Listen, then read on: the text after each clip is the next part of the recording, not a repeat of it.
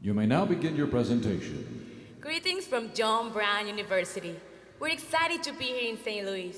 My name is Gabriela Mejia, and I'm from El Salvador. My name is Diana Cascante, and I'm from Ecuador. My name is Luke Powers, and I'm from St. Louis, Missouri. My name is Jake Knight, and I'm from Little Rock, Arkansas. By way of introduction, we want to highlight 3 projects. We approach them in different stages, which align with the judging criterion. In stage 1, our projects start with a thorough needs assessment that may include surveys, interviews, financial analysis, field observations, or lab tests. In stage 2, we create a plan and execute. We apply ourselves to develop entrepreneurial solutions and work diligently to implement them. In the final stage, we're measuring results with prudent attention to long-term sustainability. Before we exit a project with our target audience, we verify their readiness, we transfer critical knowledge, and we nurture their confidence. Our first project, the Guatemala Water Project, started the year in stage 1 and is now firmly in stage 2. I think we all know how important an issue clean drinking water is. Contaminated water is the leading cause of disease worldwide. Consequently, adults miss work and families lose income. And according to a report by the United Nations, water-related diseases cost an estimated 443 million school days every year. Even worse, an estimated 622,000 children die every year from water-related diseases. The opportunity? For every dollar spent in developing clean water resources and sanitation, $4 are returned in economic development. But how do we keep those results sustainable? It takes an effective, technical solution wrapped in a viable business model and managed by capable and empowered people. How do we know? In 2013, we led a successful clean water project in rural Guatemala. It started as a small business and was managed by an inspiring entrepreneur named Juanita. Afterward, a donor pledged $50,000 to completely fund 2 more projects this year. So we started where we always do, with a needs assessment, which entailed water contamination tests, group interviews, observation, and community mapping, all of which were completed in the field. Visiting Guatemala, Lucy, our project leader, determined that 2 communities met the profile for an ideal target. Both communities had established Compassion International student centers who were willing to partner. In Champoyap, the student center serves 253 students, and in San Bartolo, 324. In each facility, it is estimated that almost half of all children suffer from chronic diarrhea. Lab tests confirmed that the water at each site was contaminated. While clean water is available in these villages, it costs between $1.30 and $2 per 5 gallons, which is not affordable for regular consumption. So Lucy interviewed local leaders who were eager to partner and launch micro-enterprises to address these issues. So, we formalized agreements with leaders in Champoyap and San Bartolo and structured our project team into 2 groups. Local leaders in Guatemala selected a team of 3 people to share responsibilities in each community. We set up weekly video chats with the respective leaders in Guatemala. Each week, we covered important topics for launching a successful business. First, we talked about business models and outlined 3 examples: a water store model, a health cooperative, and a membership model. After the local leaders selected a model, we talked about calculating expenses and drafted budgets together. We made sales forecasts, developed marketing and promotion strategies, and discussed operations and management. In all, we spent over 60 hours on Skype together. Our 2 teams worked with peers from our engineering department for technical expertise on the gravity-powered purification system. Filters remove 99% of all bacteria, viruses, and parasites and produce up to 3,500 gallons of pure water per day. We put tremendous amount of time and energy into these projects, but we're not quite finished. On June 6th, both of our teams will travel to Guatemala for final execution. We'll work alongside the local leaders to install the technology and cover technical training. We'll conduct Train the Trainer certification classes for health and hygiene education, and we'll celebrate improved livelihoods by cutting ribbons in 2 communities. After launch in June, 6,000 people in Champoyap will have access to affordable, clean drinking water. and 23,000 people in San Bartolo. Based on our results from our prior installation, here's what we expect in the future. In the first quarter after launch, the two businesses will distribute a combined 25,000 gallons of clean water. The social impact is that a combined 120 people will benefit from health and hygiene education. An estimated 56 cases of clinical diarrhea averted, 60 days of work returned to healthier adults, and 34 days of school returned to healthier children. From an environmental standpoint, these systems require no electricity and are not affected by the power outages common in rural Guatemala. After year one, each site will have enough cash flow to pay their employees a reasonable wage. In addition, they will be saving money in reserve for future maintenance and repairs. An effective technical solution wrapped in a viable business model managed by capable and empowered people. Our next project is called Sahakam, meaning community, in Khmer, the language of Cambodia.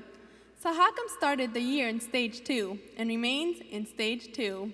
Here's an ironic statistic. Over half of Cambodia's labor force works in agriculture, yet malnutrition affects most Cambodian children. 45% show moderate or severe stunting in their growth. Research shows that this malnourishment greatly impacts a child's development and is connected with reduced earning potential in adulthood. See, most of these farmers are unable to produce any kind of marketable surplus. They live day to day off the land. This is Song Tseng, to your left. He lives in Soi Rien, Cambodia. No surprise, he's a rice farmer. This is his family, and this is his family, and us. We first met them in 2013. We were committed to working in Cambodia and went there to conduct a needs assessment. We interviewed the family and local leaders of the community to educate ourselves on their lives and culture. Malnutrition is very common because they're living off the rice they harvest with little added variety.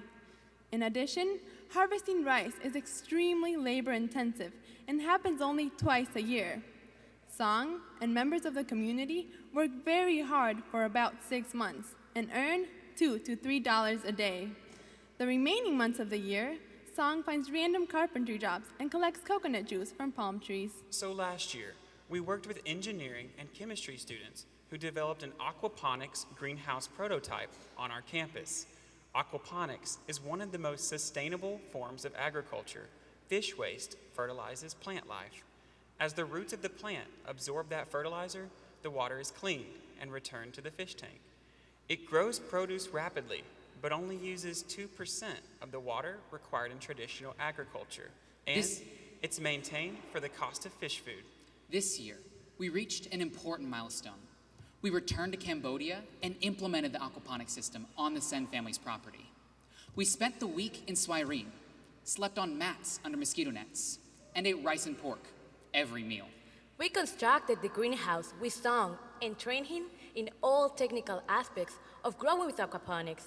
When we left, plants were already sprouting. Rhea, Song's wife, was really excited about the possibilities. She told us, "I have been selling things since I was a little girl. I have the business gene. I think it runs in our family.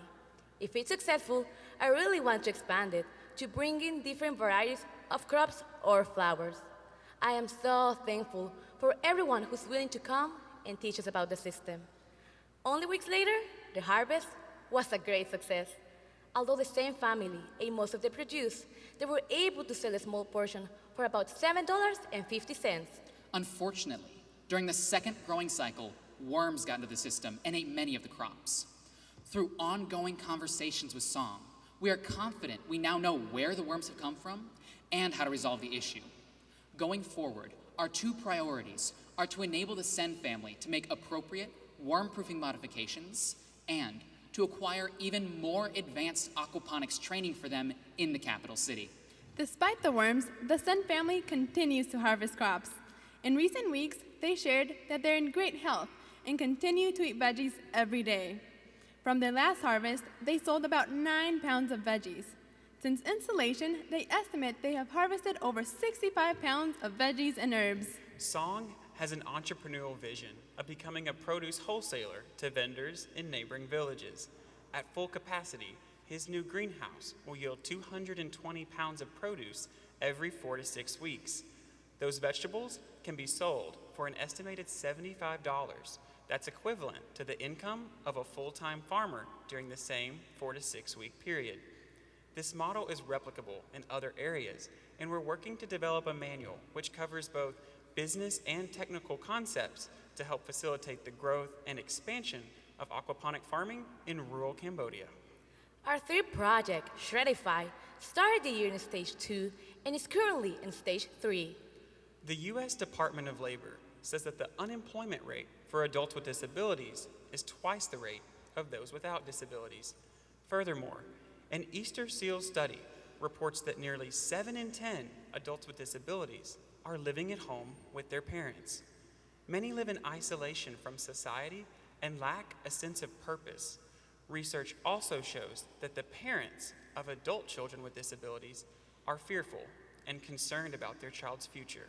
We would like to introduce you to some of the people who make up our local shelter workshop, which provides employment for 20 adults with disabilities. Here's a short clip. Yes, my name is Larry Hamilton, and I've been at ADC over 30 years, and I do just about everything down here. My name is Bobby Sue Whitlock, and I've worked at the ADC for over 3 years. The ADC is very important to me. My son is in his late 50s. He was in his 20s when we first moved here to Siloam Springs and didn't know what he would do. He was early 20s. When you get out of high school and you've had a special education training, you're not equipped to go into a job. You don't have the skills. There's all manner of things that will hold you back from making your way in the world. If you have the Adult Development Center, you have possibilities. I don't know what folks down here would do if ADC wasn't here, and I just thank God every day that it's here because it means so much to all of us. Colin is the executive director of the ADC. He approached us 2 years ago. In conversations with him, we learned that the income streams for the ADC were irregular and diminishing. In addition, they didn't always have steady work for their adults with disabilities to do. We had an idea for a solution early on, but months later, that opportunity dissolved, so we pivoted. We looked into secure document destruction and learned that there were other sheltered workshops around the country offering the service, like Abilities Unlimited in Jonesboro, Arkansas. We visited them to benchmark their service and researched industry requirements for safety and security. To validate the market, we called local businesses to test sell a document shredding service by the ADC. The response from the business community was really positive, affirming the need for a local document shredding service. We created a sales forecast and developed a budget for equipment. Then, the moment of truth. Colin invited us to the ADC board meeting. It was our first time to present Shredify, our proposal for the community's first local and secure document destruction service by the Siloam Springs Adult Development Center. They approved the plan. Time to take action. Beginning this year, we worked alongside Colin to raise funds. Through fundraisers, gifts, and grants, we raised a total of $11,000. Also, we further educated ourselves by reaching out to similar operations in other markets. We spoke with the National Association for Information Destruction to better understand industry requirements, and we approached a retired sales director from General Mills for sales training. But we still needed to develop an entrepreneurial business model. Working with Colin, we developed 3 services. For commercial customers, we offer on-site containers with either routine monthly pickups or on-demand pickups. We also service purges by residential customers. We developed a sales contract with a local attorney. We also created a policy manual to ensure compliance with industry standards for safety and security. Colin used the funds to purchase lockable containers, a proper security system, a box truck, and of course, an industrial paper shredder. Finally, we designed the Shredify logo, ordered uniforms, printed business cards and brochures, and got decals on the truck. On February 12th, with the Chamber of Commerce, Colin cut the ribbon on the Shredify service, which also marked a transition to the project's final stage. In these final steps, we are completely focused on helping Colin be successful. We recognized that he may need ongoing support, so we went back to Abilities Unlimited in Jonesboro, Arkansas, and asked Keith, their director of sales, to come to Siloam for a visit. A few weeks ago, Keith visited our town, and we facilitated a connection with Colin. Keith shared his expertise, some encouragement, and some practical advice on growing our customer base. Keith will be an ongoing and valuable connection for Colin. After only 2 months, we have served 16 customers and earned over $1,000. Bobby Sue and Larry are both trained on Shredify operations and have safely and securely destroyed over 3,300 pounds of paper. All of it will be recycled. For Bobby Sue and Larry, Shredify represents a new skill and added responsibility. Going forward, the routine work will provide stability in a safe working environment. We interviewed them the day of the ribbon cutting, and here's what they had to say about the future. It feels really good to be able to be trusted with something. You know, I'm ready to learn to do something new, be able to learn something that I've never learned before, and be able to do something I've never done before. Like, I'm just, anxious to get after it, because I think it's really gonna put us on the map, kind of speak, doing all these paper shredding. I think it's gonna be great.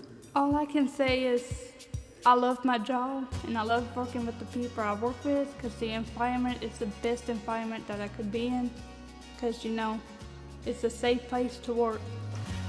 So, we are Enactus John Brown University, a team of 67 students committed to using entrepreneurial action to improve the livelihoods of those we serve. We believe that an effective solution always starts with a well-defined need. We believe that sustainable results are never achieved. Thank you, John except- Brown University. Judges, you may now begin the question and answer period.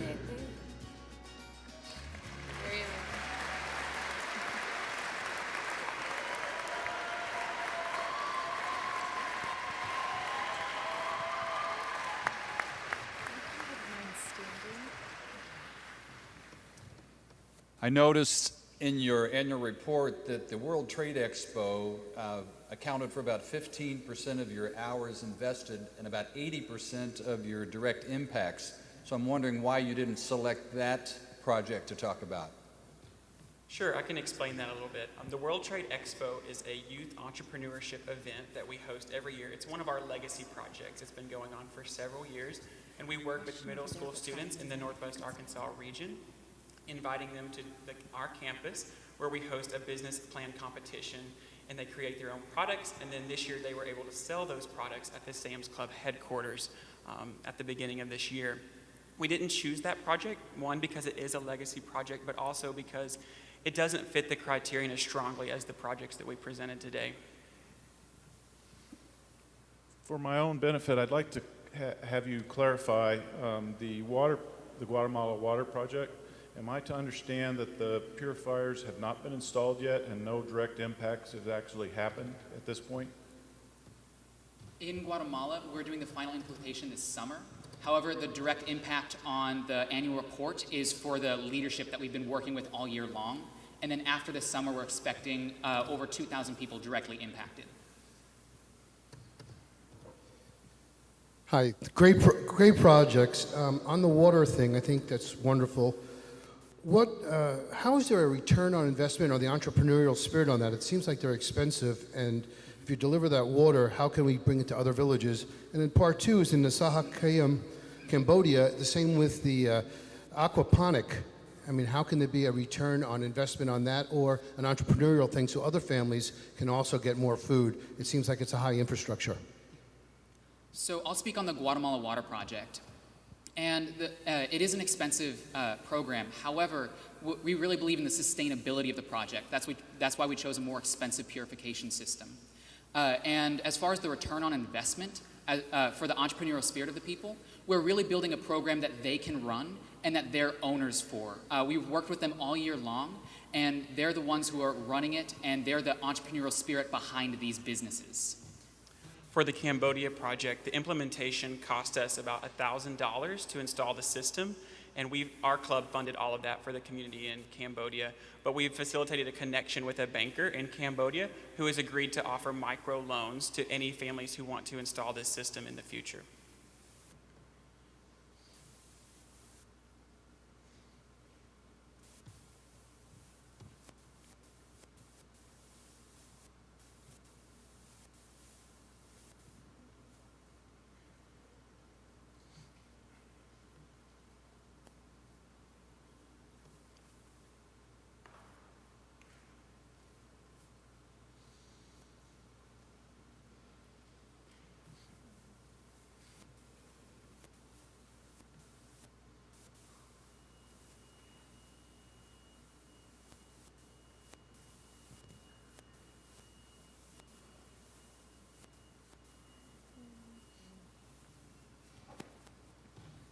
Again, congratulations on the Guatemala Water Program.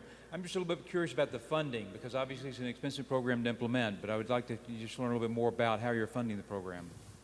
That came through actually an anonymous donor who gave $50,000 to fund 2 more programs to be implemented this summer in Guatemala.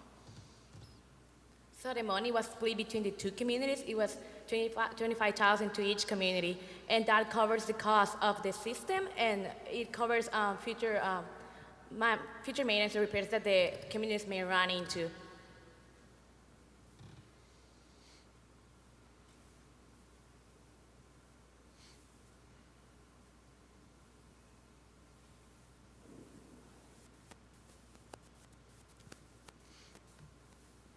You mentioned that you had benchmarked with other disability organizations. Are there any other projects you're looking at for the disabled community? As of right now, our main focus is to really grow the Shredify operation, and we did reach out to some of the other centers that offer this service, and they have very successful programs. We would love to see that at the ADC. So right now, our focus is on the shredding program.